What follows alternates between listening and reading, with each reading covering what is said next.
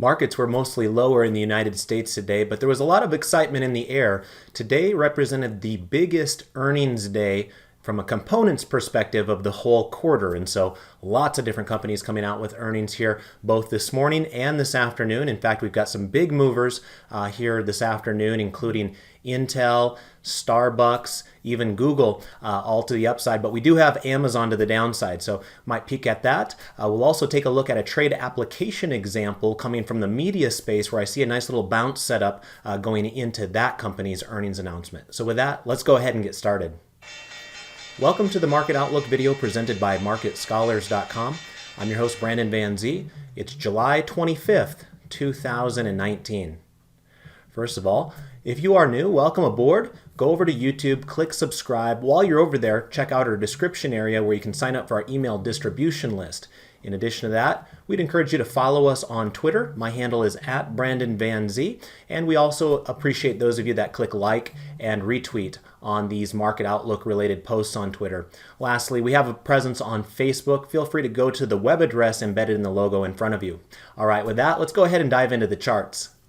As you can see, I've got chart 4B pulled up here in front of us. And this is just a chart set up for us to be able to look at 4 different major U.S. equity indices all at one time. We can then kind of compare and contrast to see where we might have some strength versus some weakness. One thing that I did want to point out is that the Russell 2000, which is our small cap index in the lower right-hand corner here, did revert back to a bearish posture today. Boy, that was fast. It was just yesterday that we went to a bullish posture. So you can kind of see here, let me right-click and maximize the sell, that yesterday's candle was quite a handsome one. All the way up here and closed near the highs of the session, but we did get back nearly all of that here today. Not all of it, but nearly all of it.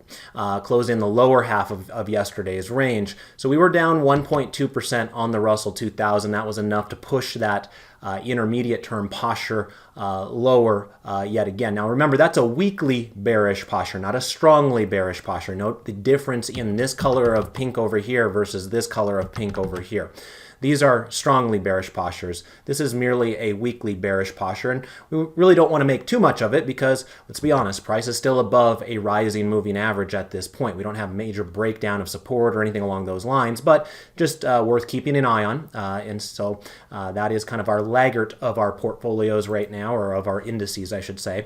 The other indices are holding up much better. Now, all of them did close lower here today. S&P 500 was down 0.53% today. However, yesterday it hit an all-time high at the close, and so we didn't even give back yesterday's gains, so we don't need to cause any alarms or anything like that. In fact, the pullback today was enough to produce what's known as a bullish intermediate confirmation signal. Now, this one is not viewed as one of those more ideal signals. Remember, what we're looking for with that bullish intermediate confirmation signal is a bullish posture on the green line by having it either in the upper reversal zone or simply traveling higher between 20 and 80, and then on the same day having the red momentum line in the lower reversal zone. That is what is known as a kind of buy the dips type of a mentality. Now, you have to keep that in context. This isn't much of a dip. It's only 0.5%. But truthfully, there haven't been a whole lot of dips to buy ever since this run really started here at the beginning of June.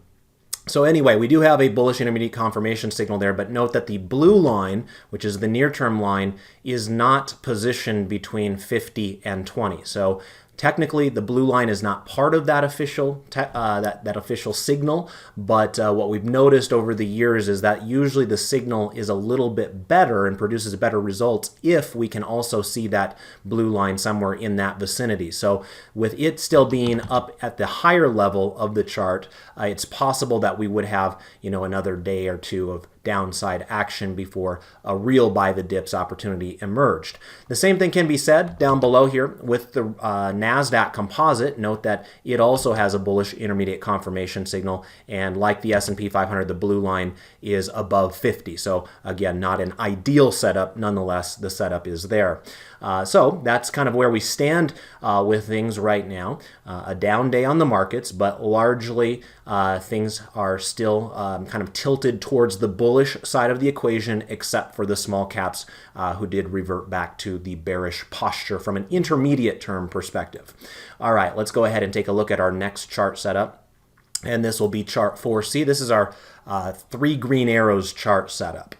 And as you can see, we've got a mix of green and red arrows on all 4 of our charts. I can see that very quickly here on chart 4C because we can see that the background colors behind today's candles in all 4 instances is white rather than green or pink like you see in some of the other areas of the chart. So this particular chart setup, which all of you premium members of Market Scholars have access to, will show you, for instance, back here when you had 3 green arrows, the background color would be green. And if you ever have 3 red arrows, as an example, Russell 2000 had that fairly recently right here. It'll show up with that red background color. So right now we've got a mix across the board. So we're showing a little bit of listless, directionless nature with, again, that upward tilt for the bulls on most of the indices, with the Russell 2000 being somewhat of a laggard there. If we take a look at our next chart setup now, this will be chart 4D. This will be our 1040 crossover method chart. And on these charts, we're looking at weekly candles. Each one of these charts is 3 years in length. And what we're trying to determine is whether we have the 10-week moving average above or below the 40-week moving average. Some of you, if you use daily candles, you might remember that this is kind of equal to a 50-day moving average versus a 200-day moving average. We tend to use the weeklies here because it allows us to look back over a longer period of time, like 3 years, without scrunching the chart up too much. Obviously, if you're using daily candles, you've got 5 candles for every week, as opposed to what we do here with the 52-week kind of thought process for every year, 52 candles. But they generally equate for crossovers around the same time. And where we stand right now is that we do have bullish, or some folks will refer to it as golden crosses for all 4 of our indices. The one that is the most precarious is the one that I mentioned before, which has been the laggard, which is the Russell 2000. In fact, we had a long conversation about small caps and some of their underperformance in my strategy lab class yesterday. So for those of you that are premium members, feel free to go back and watch that recording if you're interested in that conversation. But nonetheless, we do have plenty of separation between the orange and the blue lines up here, and up here. So the large cap indices seem to be holding up just fine. In fact, all 3 of those indices have hit all-time highs in just the last 2 weeks, whereas the Russell 2000, we still got a long ways to go. That didn't put in a high. It goes all the way back to, looks like it would have been August of last year. So we're nearly at the 1-year anniversary of the last high on the Russell 2000, to give you some idea of how much it has lagged compared to the big cap players out there. Let's go ahead and take a look at our next chart setup now. This will be intermarket analysis 12 grid. And this will give us a sense of what's happening with things like interest rates and bonds and things that are not necessarily stock market related. Now remember, the background colors of the charts on these 12 grids will determine whether we have a bullish or bearish intermediate posture according to the market forecast technical indicator that you can find over on TD Ameritrade. So as we look at this, note that there are a number of pink and green charts here. The VIX in the upper left is for those of you that are options traders trying to get a sense of how much premium you're receiving when you're either buying or selling options out there. Right now we do have a nice pop higher in the VIX, but keep things in context there. We really only have a VIX that's at 12 or 13 right now, which is historically some of the lowest levels ever recorded. Yes, we did get below 10 a couple of times along the way, but much more often throughout the history of the VIX, we've seen readings above 12 where we find ourselves right now. So right now, that's basically giving us some insight that at least market professionals that use the options world are not entirely nervous about this market. If they were, the thinking goes that they would be buying lots of options to protect their portfolio, and then that would shine through the VIX readings. But right now we're not seeing that. So this has been kind of a market that has been gradually grinding its way higher and hasn't been causing too much of a disturbance along the way. Down in the lower left has been a chart that we've talked about almost every single time we come into these market outlook videos, because it is so important, and there has been a lot of interesting things developing with it. That is the US dollar, and we use UUP for our ticker symbol there. That is an ETF that you can trade if you want to take a directional bet on the dollar. Of course, you could trade the currencies themselves, the currency pairs, but you do have to have approval for that, and it uses leverage and all these other things. So to make it nice and easy, we are using the US dollar, in this case in the form of UUP. And we had a nice breakout move here today on the dollar. We were up 0.19%, but that doesn't tell the full story. Remember, the currencies don't typically move around from a price movement perspective, or I should say a price percentage movement perspective, quite as much dramatically as you might see with, I don't know, commodities or even growth stocks or what have you. So what we would want to do instead is kind of get a sense of the candle. Now let me right click on the chart, maximize that cell. Notice that candle is a fairly large candle there. It's one of the bigger ones on the board. Some of the red ones really stand out because they look really ugly against that green background. But in terms of the open candles, which those open candles represent bullish days, this is one of the bigger ones we've had, certainly the biggest one we've had over the last week, although we have to recognize that this particular candle here could have been considered even more important because it included a big gap up. But nonetheless, this is a big day for the US dollar. We also engulfed the prior day's body, as you can see there, and we closed at a 3-month high. We breached these levels over here. So last week I was referring to kind of these levels right here, this kind of lower horizontal resistance area. But then there was one more area to break through, and that was kind of this little double top here. Not much of one, but nonetheless, it represented a bit of a resistance area. And so we were able to achieve that today. And we weren't necessarily at those levels yesterday. We had closed a little bit below the intraday level of this candle. So today, that clears that up. We've had a heck of a week in the U.S. dollar. It's basically been bouncing up every single day ever since touching that 30-day moving average. So we have a bullish posture using the market forecast technical indicator from an intermediate term perspective. We have price above a rising moving average. We can see that moving average color is green to determine that for us. And we have a breakout out of multiple horizontal resistance areas, and we have a multi-month high. Some of you also might identify a bit of a inverted head and shoulders pattern that's kind of peeking its way in there, and that is generally considered a reversal pattern. And so the expectation would be a reversal to the upside. So a lot of different things going on there with the US dollar, but without a doubt, most of the things that have happened here recently have been considered bullish. And so that does have the ability to impact things like foreign stock prices and also commodities. You'll notice that gold was down 0.65% today, ag commodities were down 0.85% today, and crude oil was essentially flat. So anyway, if the US dollar continues to go up, all else being equal, you'll probably see prices of commodities struggle as a result. We'll keep our eye on that story. Of course, some of that stuff bleeds into the geopolitical news with, trade war with China and different things like that. And if they're going to be buying, commodities from the U.S., especially, soft commodities from the U.S. farmers, etc. So there are other things that definitely play into it, just other than the currency. But that is one of the major things that goes into the thinking of the traders behind those commodities. Foreign bonds continue to be off to the races. You had this little lull right here. I guess it would have been in kind of mid-July time period where BNDX did fall for 4 consecutive days there. So with the exception of that little move that we saw right there, this has been basically a one-way train higher. We've talked about it a lot, at least I have when I've been doing these videos. I know David has a slightly different format, but I bring up these 12 grids every single time I'm doing the video. And how many times did we talk about foreign bonds along the way, and how unexciting it is to talk about foreign bonds, but nonetheless, foreign bonds are working. And that continues to be the case.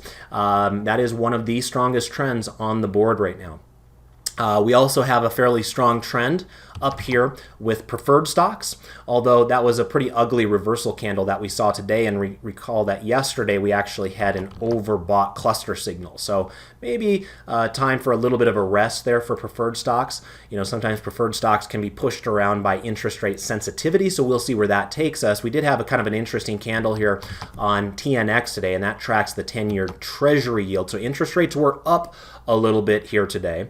So that's one thing that you're going to want to be aware of. And of course, the inverse of that is that the U.S. government bonds fell as a result. So remember, those two work kind of inversely to one another. And along those lines, I should take a moment here.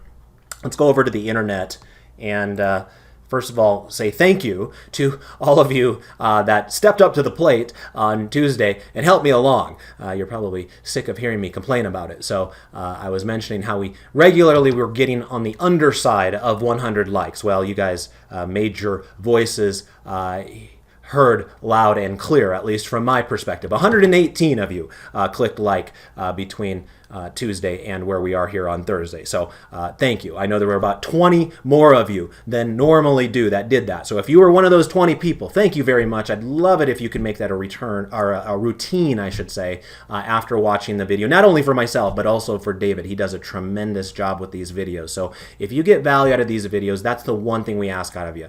Show some support for it, and that way we can try to keep these going as long as we can. But along those lines, I wanted to kind of come over here to the events calendar for just a second, talk about a couple of things. First of all, David and I have our classes posted from earlier today. For those of you that are premium members, I taught my question and answer session. We had questions that talked about stocks like Boeing, NTN, Lazard, Digital Realty, Diageo, Leggett and Platt. We also talked about, how to interpret the market forecast technical indicator and how to construct some sector watch lists and different things like that. So feel free to check that out if you are a premium member. And then, of course, David taught his portfolio management with ETFs class here today as well. And he talked about the fixed income markets during that class. So if you're behind on your classes, they're available there for you.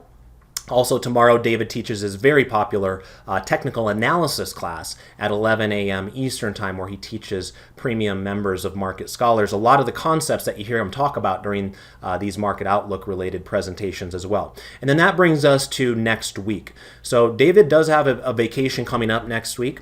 He'll be out of town from, I think, Wednesday through the next Tuesday. And as I mentioned in the last video, we have kind of a little bit of a policy change where if one of us are going on vacation, the other one will not be making up the Market Outlook video for that other person. And so there just won't be a Market Outlook video those particular nights. And we'll do our best to kind of keep you abreast of when each of us is having vacations and different things like that. So you'll notice that on our calendar here for next week, David's out of town, so there's not going to be his typical technical analysis class or his Q&A the next day.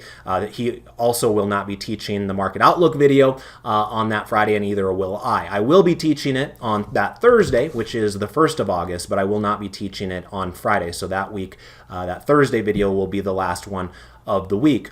But because we have just recently made this policy change, and because we do have a big FOMC decision coming up, David has nicely volunteered to produce a special kind of classroom presentation. And this will be done through WebEx. So all of you that are premium members of Market Scholars already have WebEx downloaded and use it with our premium trading rooms. But this is a special presentation here that we are inviting those of you that are not our premium members to attend as well. Now, you do have to have a username on our website. So if you do not have a username on our website yet, one of your homework assignments, do it right now if you have to, come up here and click this button up at the top of our website. It says click to subscribe, nice and easy there for you, and just create a username. It's free to do, nothing, there's nothing behind it. You just have to create a username that's not already taken, and then you're off and running. So as long as you have a username on our website, whether you're a premium member that's paid for our services or whether you're one of our free members, you will be invited to this special presentation on July 31st, so that's next Wednesday at 8 p.m. Eastern Time, where David will mostly be in charge of presenting his thoughts on the FOMC decision.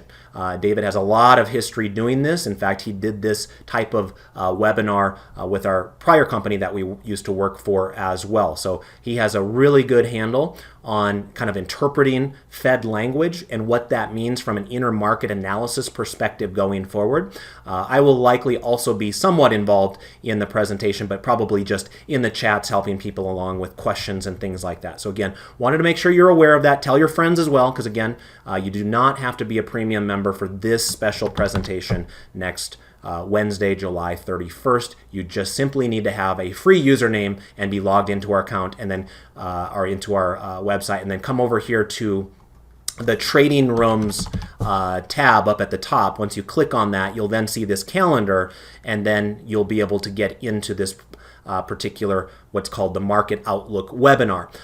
Now, go back to my point earlier. Some of you were with us at our prior company, and you might still have WebEx software on your computer. And if so, you should be able to get into this just fine.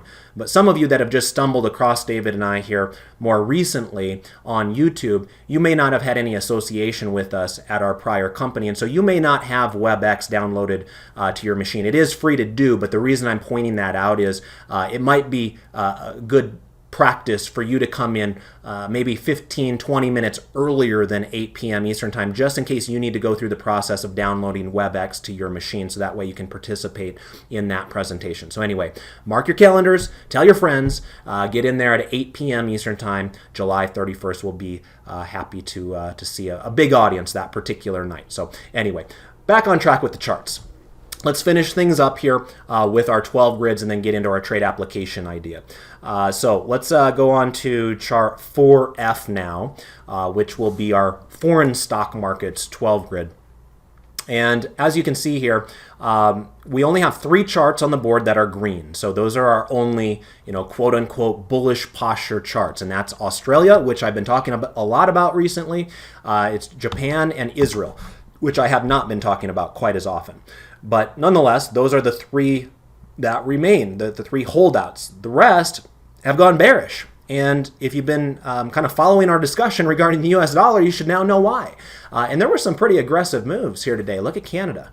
Canada really broke down there. That's an ugly candle. It was down nearly 1%, but I think it was the size of the candle that looks the worst. And not only that, but you did have price close just a little bit below that moving average. So if it stays below that moving average tomorrow, that moving average color will start turning red as well. But you can see that red background signifying that we now have a bearish posture on Canada. That's a little new. Remember, a couple of weeks ago, Canada was actually looking a little bit better. All of a sudden, it's giving back that. So, time to tighten up those stop losses, manage your risk the best you can. Some of the other areas had already been breaking down. We've been talking about how Mexico was breaking down. It continues to be weak. We've been talking about how India had broken down. It continues to be weak. In fact, India, interestingly enough, has had 4 straight oversold cluster signals. So we could very well be very near a near-term kind of bounce. But remember, if it does bounce, like I mentioned the last time I did the video, if it bounces right up to this downward trending moving average, that might be a time to reload for another bearish trade. So this would be just a mini reversion to the mean. Remember, when you get these oversold cluster signals, the assumption is not that you're going to turn a downtrend into an uptrend. It's basically saying, okay, we went too far too fast. We have a bigger potential for a slight rebound in the near term, but is not necessarily going to change the trend of that particular chart.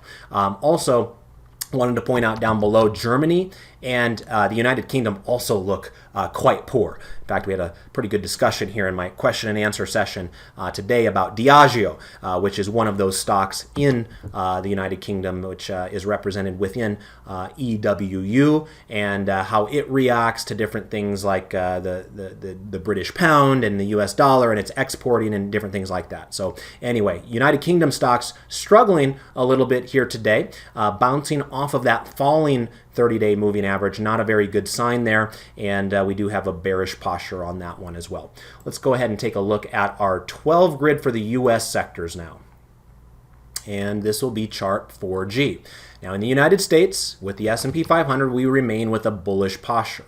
But we do still have some concerning charts of our own here. Just because we're not overseas doesn't mean we can completely avoid some of those sell-offs that we've been seeing around the world here. So of particular note, I will start with the theme that I mentioned Tuesday, which is be a little bit more leery around real estate and utilities. Those two areas are starting to break down. And remember, they've had a tremendous run. That was another one of our topics we talked about in my Q&A session today. But, you know, a lot of their run higher was not as a result of, you know, just the fantastic management style of the various companies within the real estate and utility space. They've largely gone higher as a specific result of interest rates falling along the way. So in some respects, many of the real estate and utility stocks that have gone dramatically higher over the last year or so probably didn't deserve it. They were lucky enough to receive it, and it happened, but it was more of a macro effect because of what was happening with interest rates. So be very careful there. If interest rates do reverse course, head the opposite direction, or if some of these companies start, you know, showing some strain from an earnings perspective, you got to be a little bit more cautious there. Note that the real estate sector now has a red moving average with price below that, and that hadn't happened for quite some time. The real estate area was one of the strongest ones for many months, but it is starting to look quite a bit more concerning there.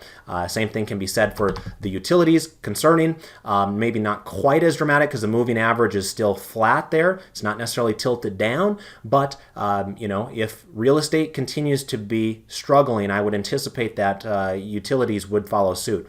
From my perspective, staples are looking better, but I have to be honest, it's I might be looking at it with rose-colored glasses. I am somebody that owns a lot of consumer staples companies personally, so I've got to be careful there. I try to remain objective whenever I can. But as I look at these three charts at the bottom, it does seem to me like the staples do still have some semblance of bullishness with them trading above that rising moving average right there. So anyway, a lot of times we do see those defensive areas kind of tracking one another. I would assume that if healthcare, utilities, and real estate continue to trade below the moving average, that eventually it's just going to have to pull the staples down with it. But only time will tell if that unfolds or not. Some of the stronger areas of the charts would include the financials, which had a nice breakout move yesterday, gave back some of it today. Technology has been very, very strong for quite some time. And I would also kind of lump in there some industrials. Now, let's take a quick peek at some of the after-hours movers that I mentioned in the intro, because that does include some of those technology companies like Intel. Intel is up significantly. You can see that Intel closed the session at $52 or thereabouts. We're up about $3 per share after hours, trading just above $55 there in the after-hours session. They did report their earnings. They also reported that they're selling a division to Apple for some mobile kind of communications equipment that they're using, some modems and different things like that. So Intel is up. I also saw that MGM is up.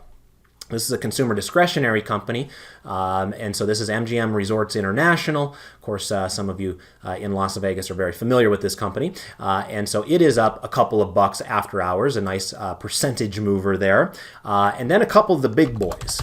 Let's talk about Google here first, or Alphabet, whatever you want to say. But they closed the regular session, hang on a second, at $1,135 per share. They are now trading $100 per share higher in the after-hours market. So that is a very substantial move for what was already one of the world's largest publicly traded companies, one of the 5 largest on the planet. So that is a big, big boost there. We'll see if that has a positive impact on the NASDAQ tomorrow or not. And then let's also talk about Starbucks. Starbucks has been an interesting case study. As you can see, Starbucks is now trading above $96, almost $97 in the after-hour session after closing today close to 91 off of their big earnings beat. And for those of you that have been following me over the last year, you know I've been an enthusiastic cheerleader about this company. In my premium dividend growth investing classes at Market Scholars, we actually bought Starbucks at just a hair under $48 a little over a year ago. So if it can hold 96 after hours where we're currently trading, we officially have a double as a long-term dividend growth investment, right? We didn't buy Starbucks as some sort of a momentum trade or a swing trade or anything like that. We literally bought it to buy and hold at just under $48. So absolutely thrilled with the results of that. Of course, we've had plenty of losers along the way as well, but remember, stocks can always go up more than 100%, but they can never go down more than 100%. So the edge goes to the bullish in long-term investor from a mathematics perspective. But even beside the point of my premium classes at Market Scholars, remember, in these free YouTube videos, I've also had an ongoing trade for over a year at this point on Starbucks. And it's the long call trade that we've rolled already 3 different times.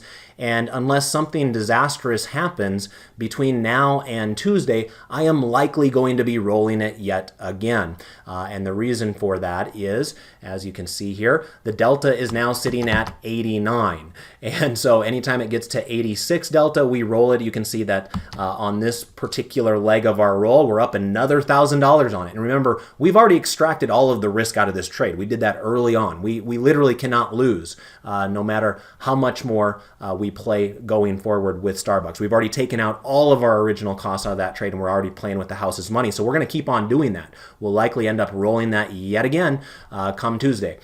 So I would do it right now, but I'm just a little bit hesitant because the options prices are likely going to be very much skewed here in the after-hours session compared to where they will open up tomorrow morning after Starbucks gaps higher. But anyway, big win there for Starbucks shareholders as well. Now, to take the wind out of the sails a little bit, let's talk about Amazon, because that was one of the notable stinkers here in the after-hours session. You can see that Amazon is trading down substantially. We're down about, let's call it $50 or thereabouts. It traded at the end of today's session at $1,973. It's currently trading at around $1,922. So down about $50 per share after hours. That might negatively impact some of the big indexes that it belongs to. So I would say if I had to give a report card to the after-hours movers so far tonight, it's a healthy, probably A-. Most of them are big wins to the upside, but unfortunately, one of the big losses is Amazon, which is one of the most important companies out there. So we'll see how things shake out in the morning, but largely a positive response to earnings here this afternoon. All right, so that takes us into our trade application example for the day. It'll be a pretty basic one. Wanted to look at, let's go to chart 3A here for this. And I wanted to look at Disney. Disney had a really nice bounce day. Whoops, I selected the wrong chart. My apologies. Let's go to 4A. Sometimes I get those confused in my head. And back to DIS. Disney had a very nice bounce here today. As you can see, it bounced exactly where we want it to bounce, which is right off of that 30-day moving average. But not only that, we closed at the high of the session. Remember, the stock market was down today. So this is a major outperformance on a one-day basis. Obviously, that doesn't guarantee anything about the future, but it does tell us that investors were willing to give Disney the benefit of the doubt here today. Well, not only that, you can see that the move was strong enough that we actually pulled Disney's intermediate posture from bearish to bullish in one fell swoop as a result. Because of that big move, we now have a green line tilted higher. So we now have kind of, quote unquote, permission from the market forecast technical indicator to take a bullish trade on it if we so desire. Now, here is the fly in the ointment. Disney will have an earnings announcement coming up here within the next several weeks. So what we're going to do is what's known as a bull put spread. We will be holding it through an earnings announcement, which might make this a hands-off type of a trade for some of you. Some of you are going to have a rule that just simply says, I don't trade through earnings, and that's okay as well. But like I try to remind you guys fairly regularly, when we are doing a spread trade like this, it is a defined risk trade. So we know what our worst case scenario is, even if Disney gapped down to $100 per share on their earnings announcement or something along those lines. So it maybe emboldens you a little bit more, or makes you maybe a little bit more comfortable taking a trade through an earnings announcement if you know what your worst case scenario is going into it. A lot of times people say, well, I avoid earnings because I don't know what my loss potential is. I don't want to buy a stock immediately for it and then see that stock gap down 25% or something along those lines. But that is the benefit of working with options. You can construct them in certain ways where you know what your worst case scenario is. So to do that trade, I've already got it kind of set up down below here. I'm over on the trade tab now. You can see I'm selling the 138 for the August monthly contracts with 22 days left until expiration. So I'm selling the 138 put. I'm buying the 137 put, so it's a $1 wide, and typically if you can get 24 cents or more on a $1 wide, it passes our minimum hurdle that we seek out from a return on risk perspective, which is typically 30%. Now remember, it's fairly easy to calculate return on risk if you're not aware of how to do that yourself. Simply click on confirm and send. Let me get my calculator out here, and I will show you that if you take the max profit, right here, $24, divide that by the max loss, right here, $76, then that equates to a 31.5% return on risk. So in other words, it is an acceptable choice here. So again, I know some of you are not going to necessarily be excited about trading through earnings, but in this particular case where we're simply selling one contract, we're risking a whopping $76 to see if the trade plays out. What we're effectively saying is we want this stock to stay above 137.76 for the next 22 days. I'm going to go ahead and send that in, come back over here to the chart briefly and show you that 137 is right around this area here on the chart. So if you think that Disney stays above this area that I'm circling on the chart for the next 22 days, then perhaps that's a trading idea that you might be interested in. On the other hand, if you're nervous that Disney will gap down on earnings or something along those lines, then feel free to pass on this trade idea, as you always have the ability to do. So we'll see how that one does. All right, well, thank you for joining me here today once again. David should be back with you here tomorrow. Again, remember to go over to our website and subscribe to our website by getting a username, so that way you're eligible to be part of that presentation that David will be doing next Wednesday night. And from a market perspective, we'll see how all these positive earnings announcements affect the market tomorrow, but we largely have bullish postures except for the Russell 2000. So with that, I want to wish you all the best of success with your trades and your investments. Goodbye for now.